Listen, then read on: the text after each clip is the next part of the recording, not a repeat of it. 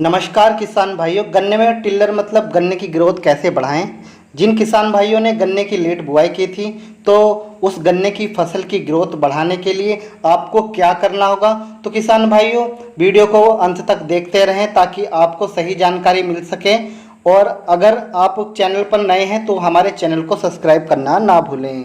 किसान भाइयों, जून के महीने में जो आपके गन्ने से जो टिल्लर निकलते हैं तो वे अंत तक पहुंचते पूरा हो जाते हैं। तो लेकिन किसान भाइयों, जून के माह के बाद जो आपके टिल्लर निकलते हैं वह गन्ना बनने के उनके 75% की संभावना रहती है। तो किसान भाइयों, आपको क्या करें कि जो ये 75% इनकी संभावना रहती है कि आपका गन्ना अच्छे से ग्रोथ करे, तो किसान भाइयों आपकी खड़ी फसल में क्या प्रयोग आपको करना है उसकी बात हम करेंगे। तो किसान भाइयों बात करते हैं, अगर आपकी पेडी है या आपने गन्ने की लेट बुआई की है तो उसमें आपको कैल्शियम नाइट्रेट का प्रयोग जरूर करना चाहिए। जो कि आपकी पेडी की फसल है उनकी जड़ें उनका ठीक से विकास नहीं हो पाता है, जिससे नए टिल्लर बनने की भी संभावना बहुत कम होती है। तो जो जड़ें कमज़ोर हो चुकी हैं और जड़ें कमज़ोर होने के कारण हमारी जो फसल है वो कमज़ोर होनी शुरू हो जाती है। तो किसान भाइयों बात करते हैं कि आपको कैसे अपने गन्ने की ग्रोथ बढ़ानी है और ये टिल्लर जो है काफ़ी मात्रा में आपके गन्ने से निकलें। किसान भाइयों, कैल्शियम नाइट्रेट प्रयोग करते समय 25 किलो प्रति एकड़ के हिसाब से आपको प्रयोग करना है। याद रहे, जब आप कैल्शियम नाइट्रेट प्रयोग कर रहे हैं उसके साथ आपको किसी भी चीज़ को मिक्स कर नहीं डालना है। और बात कर लेते हैं, जिन किसान भाइयों ने बुआई के समय पर जिंक सल्फेट का प्रयोग नहीं किया है वह इस समय भी 6 किलोग्राम प्रति एकड़ के हिसाब से प्रयोग कर सकते हैं। तो किसान भाइयों, जिन किसान भाइयों ने बुआई के समय नहीं किया है तो आप जिंक सल्फेट का प्रयोग जरूर करें। तो ये जिंक की महत्ता आप सभी जानते होंगे कि फास्फोरस और नाइट्रोजन की उपलब्धता जो हमारे खेत के अंदर होती है उसे तेज़ी से बढ़ाता है। और जिंक से प्रकाश संश्लेषण की जो प्रक्रिया है वह तेज़ी से चलती है, जिससे हमारा पौधा भोजन बनाता है।